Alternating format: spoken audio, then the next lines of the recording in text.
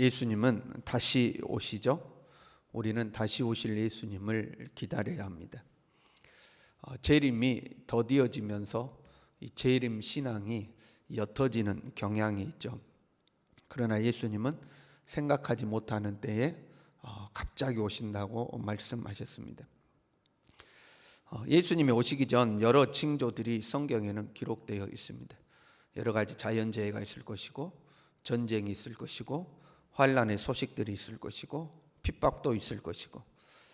그러면 누구나 위기의식을 느끼고 이거 세상 끝나는 거 아닌가? 이런 경각심을 가질 수 있는 그러한 징조들이 처처해서 생겨나는 거죠. 그러나 한편으로는요, 그런 생각을 하지 못할 정도로 평안하기도 하죠. 인자 올 때는 노아의 때와 같을 것이다. 사람들이 홍수 직전까지 먹고 마시고 시집가고 장가 간 것처럼 그냥 평안하다 평안하다 할 때에 갑자기 올 것이다 이렇게 말씀하셨죠. 사람들이 전혀 재림에 대해서 생각지도 못하는 거죠. 평안하다 평안하다 하는 거죠.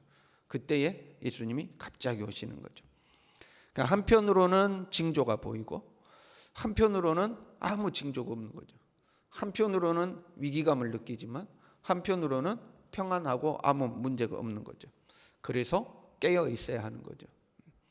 온 세상 사람들이 야 이거 진짜 세상 끝이다, 예수님 오시겠다, 기독교에서 말하는 재림의 때가 됐나 보다, 이걸 알면 다 준비하지 않겠어요? 근데 한편으로는 환난의 소식이 있지만 또 한편으로는 평안한 거죠. 그래서 깨어 있으라 이렇게 말씀하셨죠. 재림 신앙은 분명히 우리는 재림 신앙을 가지고 있어야 돼요. 그러나 이 재림 신앙은 여러 가지 오해와 문제를 낳기도 했습니다. 임박한 종말론, 임박한 종말을 기다리던 사람들이 현실에 적응을 못하는 거죠. 가족을 버리고 친척도 버리고 직장도 버리고 학생들은 공부도 버리고 세상과 완전히 단절돼 버리는 경우가 있죠. 우리도 과거에 경험했잖아요. 단미성교회라고. 직장도 가족도 버리고 예수님 오신다고 한데 모여서 예수님을 기다린 적이 있었죠. 그러다 보니까 우리는 이 재림 신앙에 대해서 좀 혼란을 가질 때가 있습니다. 다시 오실 예수님을 기다려야 되지만 또 한편으로는 우리의 삶을 이 세상에서 살아야 되잖아요. 금방 오신다는데 또 그런데 우리는 우리의 삶을 살아야 되고, 금방 오신다고 그랬는데 아직까지 안 오시고, 약간의 혼란스러운 부분들이 존재하죠. 오늘 본문의 말씀은 처녀에 대한 교훈이죠. 그런데 우리가 말씀을 읽었지만 약간 우리하고 안 맞는 부분이 존재하죠. 애매한 거죠. 독신으로 사는 것이 좋다 이제 이렇게 말씀하고 있으니까요. 그런데 이 본문의 배경이 그렇죠. 26절에 보면 곧 임박한 환난으로 말미암아 사람이 그냥 지내는 것이 좋으니라. 임박한 환난을 배경으로 쓰여진 길인 거예요. 임박한 환난을 전제하고 혼자 사는 것이 좋다 이제 이렇게 되어 있는 거예요. 이 고린도전서는 AD 55년경에 쓰여진 글이거든요. AD 70년에 에루살렘이 멸망하잖아요. 그러니까 에루살렘의 멸망이 임박해 있는 거죠. 그리고 당대의 사람들은 에루살렘의 멸망의 때가 곧 예수님의 재림의 때라고 생각하고 있었습니다. 그러니까 곧 예수님 오신다, 곧 이 세상이 멸망한다는 생각을 가지고 있을 때 이제 쓴 거죠. 그리고 주님의 직접적인 명령이 아니라 바울 자신의 의견임을 이제 밝히고 있는 거죠. 근데 우리가 상식적으로 생각해 보면요, 정말로 예수님이 곧 오신다면 독신으로 지내는 것이 더 좋죠. 그렇지 않습니까? 환란에 예수님 재림의 때는 환란이 올 것이니까 그 환란의 때에 혼자 있는 것이 훨씬 낫고, 그 환란이 아니더라도 곧 예수님 오시는데 결혼할 필요가 없죠. 그렇지 않습니까? 정말로 예수님이 곧 오신다고 생각하면 독신이 맞는 겁니다. 그래서 내용을 보면요, 기혼자는 독신 생활을 구하지 말고, 이미 결혼했냐? 그러면 독신이 되려고 하지 말라 이거예요. 미혼자는 결혼하려고 하지 말아라 이거죠. 결혼했으면 결혼한 대로 살고, 결혼 안 했으면 독신으로 사는 것이 좋다 하는 거죠. 결혼 자체는 죄는 아니다. 그러나 임박한 종말을 고려할 때에 결혼 생활에 대한 책임과 의무 때문에 오히려 육체적으로 힘들 수가 있으니까 혼자 사는 것이 낫다 하고 이제 이야기하는 거죠.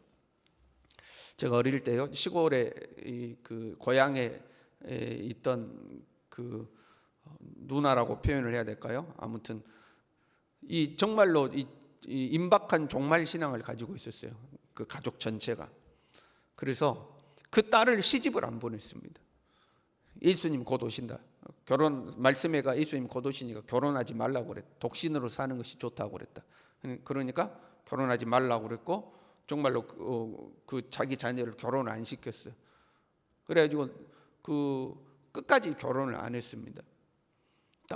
그 결혼할 배우자가 없어서 안 한 게 아니고 이 말씀 때문에 안 한 거. 말씀에가 혼자 사는 것이 좋다고 그랬으니까 혼자 살아야 된다 하고 끝까지 결혼을 안 한 거죠. 여러분 누가 믿음이 좋아요? 그 시골 처녀가 믿음이 좋습니까? 우리가 믿음이 좋습니까? 그 시골 처녀는 그대로 믿은 거예요. 임박한 종말이라고 믿고 혼자 사는 것이 좋다고 말씀에가 나와 있으니까 혼자 산 거예요. 끝까지 혼자 산 거예요. 누가 믿음이 좋아요? 그 진짜 말씀 믿은 거잖아요. 그러니까 주님이 오심을 믿는다면 진짜로 여러분 진짜 주님이 곧 오신다. 뭐 1년 안에 오신다. 곧 오신다 이렇게 믿으면 결혼뿐만 아니라 우리의 모든 삶에 있어서 달라지겠죠. 그러지 않습니까? 주님이 곧 오시니까 모든 삶이 달라지지 않겠습니까? 내일 지구의 종말이 올지라도 오늘 사과나무를 심는다 뭐 이런 말 있죠. 그런데 가만히 생각해 보면 안 맞죠. 진짜 내일 종말이 오면 오늘 뭐 하겠어요? 우리 바뀌지 않겠습니까? 내일 진짜 종말이 오는 게 확실해요. 그럼 오늘 사과나무 심고 있겠어요? 안 그러잖아요. 사랑하는 사람들 만나고 또 그 풀지 못한 일이 있으면 가서 또 서로 용서하고 뭐 이런 거 해야지. 내일 예수님 오시는데 오늘 사과나무 심고 있겠습니까? 그건 아니잖아요. 그러니까 내일이 될지 모레가 될지 모르니까 지구의 종말의 때가 있다 할지라도 오늘을 열심히 살아야 된다 이제 그런 의미지. 진짜로 내일 종말이다 그러면 오늘 사과나무 심고 있지는 않겠죠. 문제는 주님이 언제 오실지 모른다는 거죠. 한편으로는 금방 오신다고 그랬고 한편으로는 그날과 그때를 모르는 거죠. 한편으로는 금방 오신다고 했는데 또 그 금방이라는 시간이 하루가 1000년 같고 1000년이 하루 같은 거죠. 그러니까 사실 알 수가 없는 거죠. 그럼 우리는 어떻게 해야 되냐 하는 거죠. 정말로 우리도 이 말씀대로 혼자 살아야 되냐 하는 거죠. 독신이 좋다고 가르치는 이유는 주님을 잘 섬기기 위함이죠.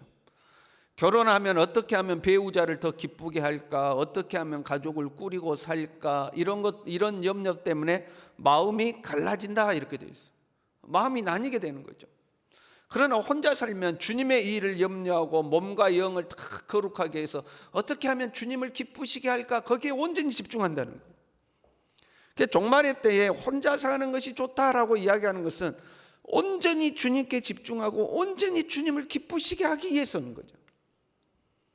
그러면 우리가 이 종말의 때를 살아가는 우리도 마찬가지인 거죠. 어떻게 하면 주님을 기쁘시게 해드릴까? 여기에 집중하고 사는 거죠. 결혼을 하냐 결혼을 안 하냐 이것보다 중요한 것은 우리의 마음이 어디에 집중되어 있느냐 하는 거죠. 신앙생활하면 예수 믿고 구원 받았으니까 이제 나머지는 어떻게 해요? 어떻게 하면 이 세상에서 복 받아서 나도 남들처럼 좀 즐겁게 누리며 행복하게 살까? 여기에 초점이 맞아 버리죠. 예수 믿고 구원 받았으니까 그 다음에는 이제 이 땅에서 좀 잘 살아야 되는 거죠. 거기에 초점이 맞추는 거죠. 어쩌다 한번 주님 기쁘시게 해드리고 그거는 이제 어쩌다 한번 해드리고 나머지는 내가 즐겁게 살아야 돼. 여기에 초점이 맞는다는 거죠. 주님이 우리를 저울에 달아보신다 하는 말씀이 있잖아요. 그때의 저울은 수평 저울입니다. 무게가 얼마냐 이걸 달아보는 게 아니고 수평 저울이죠. 그래서 양쪽에 이렇게 달아봐서 무거운 쪽으로 이렇게 기울어지는 거잖아요. 적어도 우리의 삶이 우리의 초점이 하나님 쪽으로는 기울어져야 되는 거예요. 적어도 주님이 우리의 무게를 달아보셨을 때 적어도 우리의 마음이 우리의 삶이 하나님께로 기울어져야 돼요. 세상으로 기울어지면 안 되는 거죠. 그러면 저울에 달아 부족함이 보이는 거죠. 적어도 하나님께는 기울어질 수 있어야 되는 거예요. 주님께 우리의 삶이 기울어지기 위해서는 절제가 필요합니다. 29절부터 보면요, 안에 있는 자들은 없는 자 같이 하며 다 누리고 살려고 하지 말라요. 절제하라는 거예요.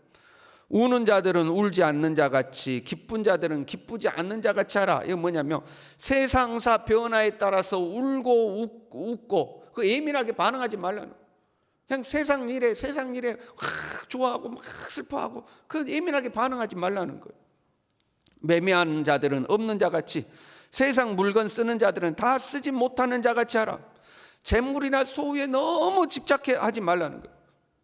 네가 누릴 수 있는 것 마음껏 누리고 그렇게 살려고 하지 말고 절제하라는 거예요. 네가 다 누릴 수도 있겠지만 없는 것처럼 살라는 거예요. 오늘날 우리는 내 욕심의 끝을 보려고 할 때가 많죠.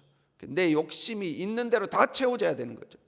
남들이 하는 것 나도 다 해야 되고, 남들이 먹는 것 나도 다 먹어야 되고, 남들이 소유하고 있는 것은 나도 다 소유해야 되고, 남들이 높은 자리에 올라가면 나도 그 자리까지 올라가야 되고, 욕심을 다 채우려고 하는 거죠. 문제는 그 욕심이 끝이 없다는 겁니다. 그 욕심이 끝이 없어요. 계속해서 거기에 집중하게 되죠. 그런데 없는 것처럼 살라는 거예요. 없는 것처럼 다 누리지 못하는 사람으로서 살라는 거죠. 저희들은 어렸을 때에 땅 따먹기라는 게 있었어요. 여러분도 해보셨습니까? 그 땅에 네모 그려놓고 돌을 쳐가지고 자기 땅을 이렇게 넓히잖아요. 친구들하고 땅 따먹기 하다가 밥 때가 되면 집에서 부르죠. 동훈아 밥 먹어라. 그러면 어떻게 해요? 그 땅 아까워서 못 가요. 그거 아니잖아요. 그동안 내가 만들어 놓은 땅이고 뭐고 다 던져버리고 밥 먹으러 가죠. 우리가 이 땅에 있다가 하나님께서 야 이제 천국으로 올라오라 그러면 미련 없이 다 버리고 가야 될 거 아닙니까? 그렇잖아요. 없는 것처럼 살라는 거, 없는 것처럼 절제하면 이 세상의 외형은 지나감이라. 그 다 부질없는 거다. 다 지나간다. 거기에 너무 집착하고 매이지 말고 주님을 기쁘시게 하는 거, 어떻게 하면 주님 기쁘시게 할까? 그렇게 우리의 삶을 살아야 되는 거죠. 우리가 소유한 그 모든 것을 가지고 하나님을 기쁘시게 해드리는 그러한 삶을 사는 우리 모두 될 수 있기를 바랍니다. 기도하겠습니다.